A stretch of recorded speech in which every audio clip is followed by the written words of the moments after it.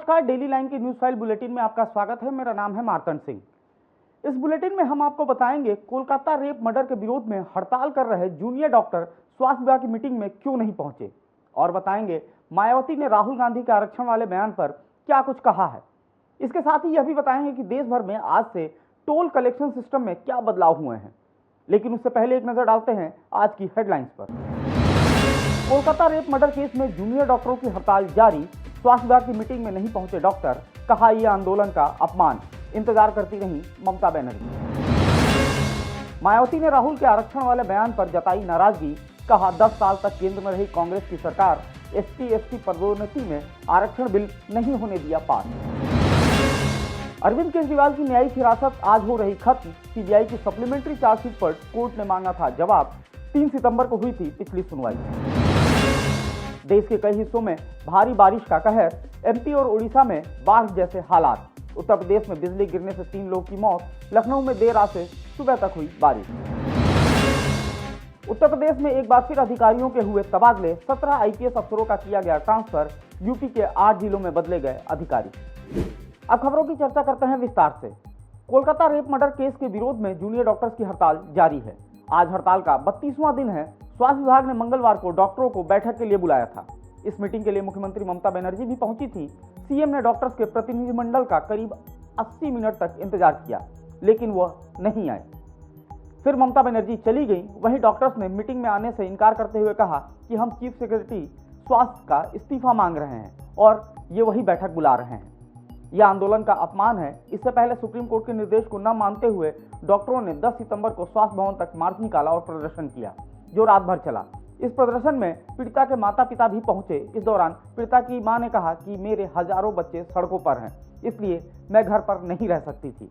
मुख्यमंत्री ने त्योहार में शामिल होने के लिए कहा था, अब यही मेरा त्योहार है। बढ़ते हैं अगली खबर की तरफ। शराब नीति केस से जुड़े CBI केस में अरविंद केजरीवाल की न्यायिक हिरासत आज खत्म हो रही है। 3 सितंबर को दिल्ली की राउज एवेन्यू कोर्ट ने CBI की सप्लीमेंट्री चार्जशीट पर संज्ञान लिया था और केजरीवाल को समन जारी किया था। CBI ने अरविंद केजरीवाल, दुर्गेश पाठक, विनोद चौहान, आशीष माथुर, शरत रेड्डी के खिलाफ सप्लीमेंट्री चार्जशीट दायर की थी। इसके बाद राउज एवेन्यू कोर्ट ने आरोपियों को जवाब दाखिल करने के लिए 11 सितंबर तक का समय दिया था। वहीं 5 सितंबर को सुप्रीम कोर्ट ने अरविंद केजरीवाल की जमानत याचिका पर सुनवाई की थी। केजरीवाल के वकील ने दलील दी थी कि केजरीवाल को इसलिए गिरफ्तार किया गया ताकि वो जेल से बाहर ना आ सकें, जबकि जमानत नियम और जेल अपवाद है। इस पर CBI ने जवाब दिया कि केजरीवाल को जमानत के लिए पहले ट्रायल कोर्ट जाना चाहिए, सीधे सुप्रीम कोर्ट नहीं आना चाहिए। अगर उन्हें जमानत मिली तो हाई कोर्ट को निराशा होगी। वहीं सुनवाई के बाद सुप्रीम कोर्ट ने अपना फैसला सुरक्षित रख लिया। बढ़ेंगे अगली खबर की तरफ। बसपा सुप्रीमो मायावती ने राहुल गांधी के अमेरिका में आरक्षण पर दिए बयान पर नाराजगी जताई है। उन्होंने राहुल गांधी की सफाई को गुमराह करने वाला बताया है। मायावती ने कहा कि बीजेपी से पहले केंद्र में 10 साल तक उनकी सरकार रही, लेकिन उन्होंने सपा के साथ मिलकर SC/ST का पदोन्नति में आरक्षण बिल पास नहीं होने दिया। मायावती ने कहा कि राहुल गांधी देश में आरक्षण की सीमा को 50% बढ़ाने की बात भी छलावा है, क्योंकि इस मामले में अगर इनकी नीयत साफ होती तो कांग्रेस की सरकारों में यह कार्य जरूर कर लिया गया होता। कांग्रेस ने ना तो OBC आरक्षण लागू किया और ना ही SC/ST आरक्षण को सही मायने से लागू किया। मायावती ने आगे कहा कि जब कांग्रेस सत्ता में नहीं होती है तो ये वोट के खातिर SC/ST और OBC वर्गों के हित और कल्याण की बड़ी बड़ी बातें करती हैं और सत्ता में आते ही ये खिलाफ काम करने लगते हैं। बढ़ेंगे अगली खबर की तरफ। देश में ग्लोबल नेविगेशन सैटेलाइट सिस्टम यानी GNSS आधारित टोल कलेक्शन सिस्टम आज से लागू हो गया है। सड़क परिवहन व राजमार्ग मंत्रालय ने मंगलवार को इसके बदले हुए नए नियम जारी कर दिए हैं। नए नियमों के मुताबिक GNSS से लैस प्राइवेट गाड़ियों से नेशनल हाईवे पर रोज 20 किलोमीटर की दूरी तक कोई शुल्क नहीं लिया जाएगा। वे 20 किलोमीटर से ज्यादा जितनी दूरी तय करेंगे उतनी ही दूरी का टोल टैक्स वसूला जाएगा। वहीं इस नए नियमों का फायदा उन्हीं गाड़ियों को होगा जो GNSS से लैस हैं। इनकी संख्या अभी कम है, इसलिए व्यवस्था फिलहाल हाइब्रिड मोड पर काम करेगी, यानी टोल वसूली कैश, फास्टैग और ऑटोमेटिक नंबर प्लेट रिकॉग्निशन से भी जारी रहेगी। बात करेंगे अगली खबर की। देश के कई राज्यों में भारी बारिश का कहर जारी है। इस बीच MP ओडिशा के हालात चिंताजनक है। मध्य प्रदेश के 3 जिलों में बाढ़ जैसी स्थिति बन गई है। बालाघाट और मंडला जिले में बाढ़ में फंसे कई लोगों का रेस्क्यू किया गया है। वहीं ओडिशा के 7 जिलों में भी तेज बारिश के चलते बाढ़ जैसे हालात बन गए हैं। यहाँ 2000 लोगों को रेस्क्यू किया गया है। वहीं उत्तर प्रदेश में 3 दिन तक भारी बारिश का अलर्ट है। मंगलवार को यहाँ बिजली गिरने से 3 किसानों की मौत हुई। इधर लखनऊ में देर रात से सुबह तक बारिश हुई।